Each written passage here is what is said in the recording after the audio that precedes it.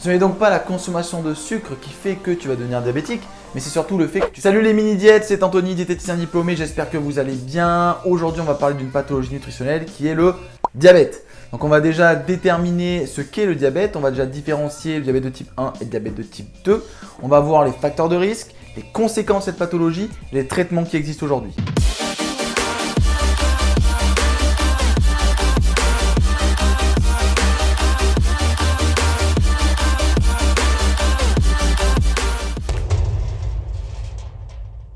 Le diabète, qu'il soit de type 1 ou de type 2, est caractérisé par une hyperglycémie chronique. Cela veut dire que dans ton sang, ta glycémie est toujours élevée de manière anormale et ça dure dans le temps. Avant d'analyser cette pathologie qu'est le diabète, on va déjà expliquer ce qui se passe dans un premier temps lorsque tu es une personne qui n'a pas de souci de diabète, d'accord? Une personne saine qui n'a pas de problème de glycémie, comment ça se passe?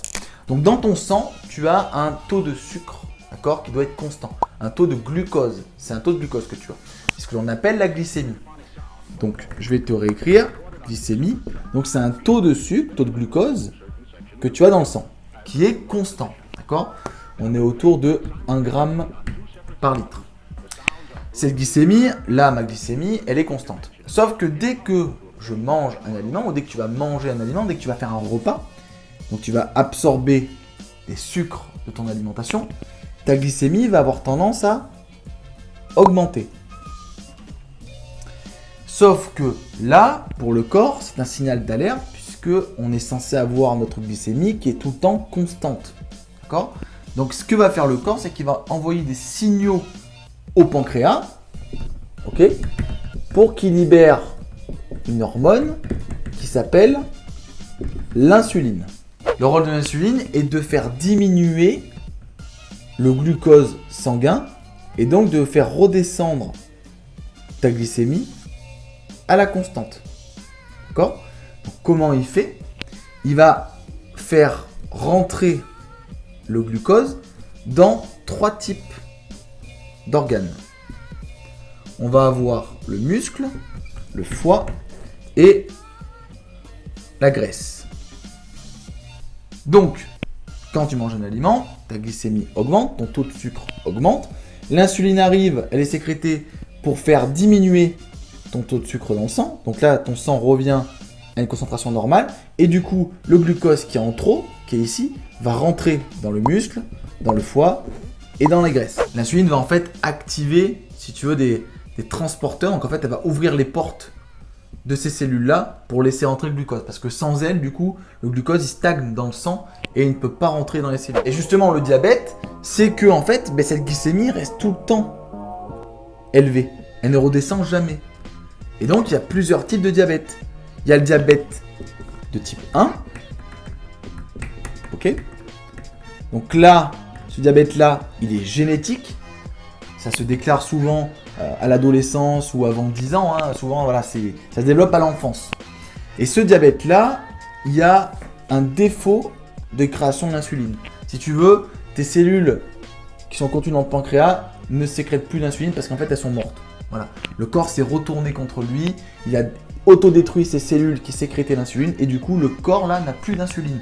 Donc la glycémie est tout le temps élevée puisqu'il n'y a plus d'insuline.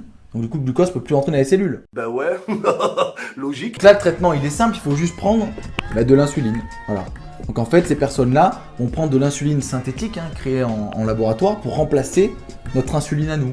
Et donc du coup pour permettre au corps de réguler sa glycémie de manière normale et donc de revenir à des taux constants. Donc du coup on a vu le diabète de type 1 qui est insulino-dépendant. Il dépend de l'insuline. Et après on a le diabète de type 2 qui lui par contre est insulino-résistant.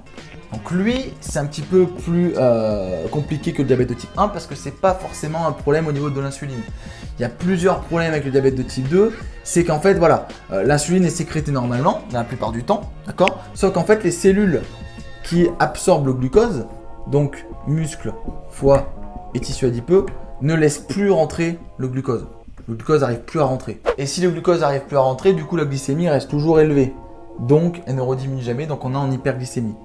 Donc le diabète de type 2 est insulino-résistant parce qu'il y a une résistance au niveau de tes cellules qui ne vont pas vouloir absorber le glucose sanguin. Comment se déclenche le diabète de type 2? D'accord? Parce que le diabète de type 1, on l'a vu tout à l'heure, c'est génétique, c'est déclenché à la naissance, donc on va pas s'en occuper dans cette vidéo. Mais par contre, le diabète de type 2, qui se déclenche au fur et à mesure de notre vie, d'accord? Donc on ne naît pas diabétique de type 2, hein, on le devient. Donc comment arrive le diabète de type 2? Quels sont les facteurs de risque? Le premier facteur de risque du diabète de type 2, c'est l'obésité et le surpoids. Le deuxième facteur de risque, c'est la sédentarité. Le fait de ne pas faire d'activité physique. Et le troisième facteur de risque, c'est l'alimentation déséquilibrée.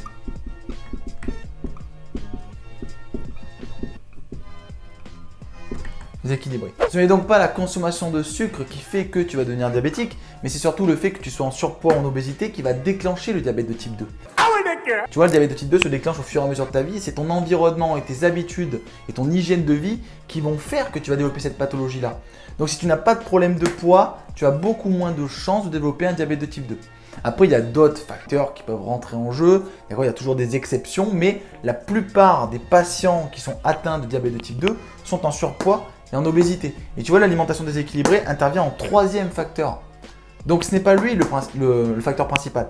C'est bel et bien l'obésité et le surpoids. Après, effectivement, quand tu as une alimentation déséquilibrée, c'est beaucoup plus facile de finir en surpoids et en obésité et du coup de déclencher un diabète directement. Mais entre deux personnes, entre une personne qui mange déséquilibré mais qui n'a pas de problème de poids et une personne qui mange équilibré mais qui a des problèmes de poids, celle qui a des problèmes de poids aura plus de chances de développer un diabète de type 2 qu'une personne qui n'a pas de problème de poids. Le diabète a des conséquences sur le long terme. Tu vois, par exemple, là, si tu es en hyperglycémie, tu ne vas pas avoir de problème immédiatement.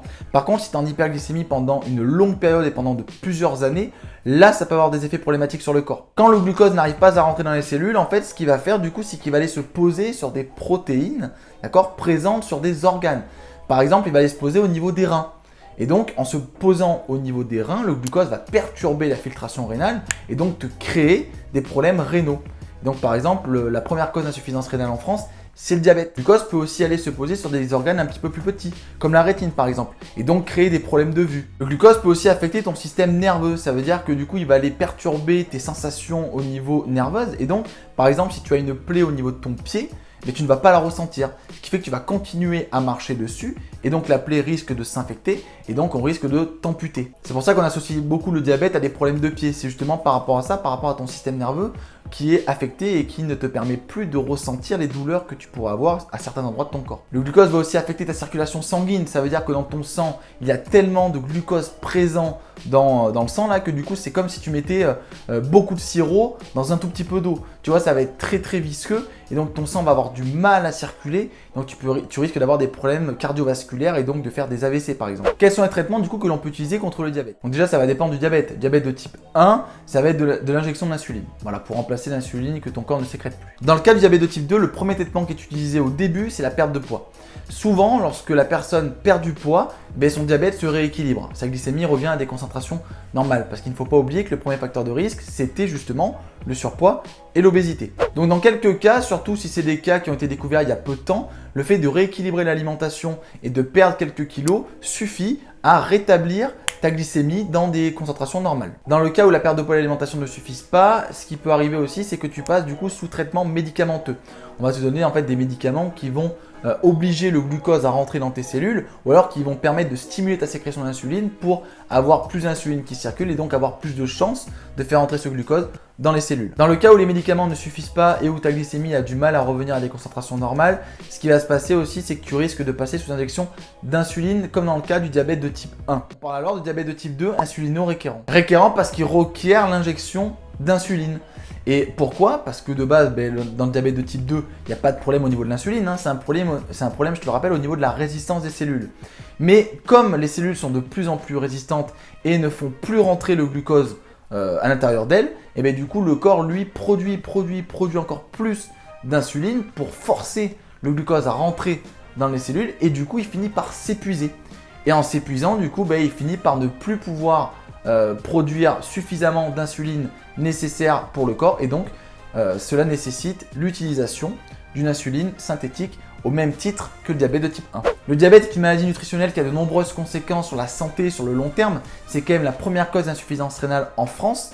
Elle entraîne aussi des problèmes au niveau de la vue, au niveau vasculaire, au niveau du système nerveux. Donc c'est une maladie qui n'est pas à prendre à la légère et qui peut, dans la plupart des cas, être évitée.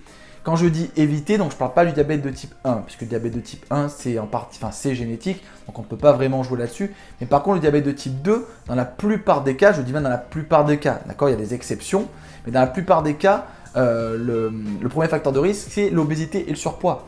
Donc si tu fais attention à ton poids, que tu fais attention à ton alimentation et que tu fais attention à ton hygiène de vie en général, que tu n'es pas sédentaire et que tu fasses de l'activité, que tu bouges, que tu t'actives, du coup tu auras beaucoup moins de chances de développer cette pathologie-là. Donc après attention, même, bon, il y a des personnes qui n'ont aucun problème de poids, qui mangent bien et qui développent le diabète de type 2, d'accord? Mais c'est des cas qui sont rares. La plupart du temps, le premier facteur de risque, c'est l'obésité et le surpoids. Donc, pour cette pathologie-là, il vaut mieux mettre toutes les chances de notre côté. Et donc, pour prévenir de celle-ci, il faut que tu fasses attention à ton poids, à ton alimentation et à ton activité physique. Voilà, on arrive à la fin de la vidéo. J'espère que ça t'a plu. Si ça t'a plu, n'hésite pas à partager, n'hésite pas à la commenter, n'hésite pas à me donner ton avis dans les commentaires. Je serai très content de pouvoir y répondre. Et écoute, je te souhaite de passer une très bonne journée et je te dis à plus tard dans la prochaine vidéo. Merci d'avoir regardé la vidéo jusqu'à la fin. Pour soutenir la chaîne, abonne-toi, partage la vidéo et donne-moi en commentaire ton avis ainsi que des idées de futures vidéos que tu aimerais voir sur la chaîne. Tout ça va augmenter la visibilité de la chaîne et ça me motivera à te faire encore plus de contenu. En attendant la prochaine vidéo, tu peux t'inscrire sur la formation gratuite que j'ai créée, une formation de 5 vidéos qui va t'expliquer en détail comment perdre du poids sans faire de régime, sans te frustrer et sans forcément faire de sport. Enfin, si tu souhaites aller plus loin et que tu as besoin d'être accompagné et que tu as des questions par rapport à mon programme d'accompagnement, sache que je suis disponible sur WhatsApp et que je prendrai le temps de te répondre personnellement en messages vocaux. Sinon, je te dis à plus tard et on se voit dans la prochaine vidéo.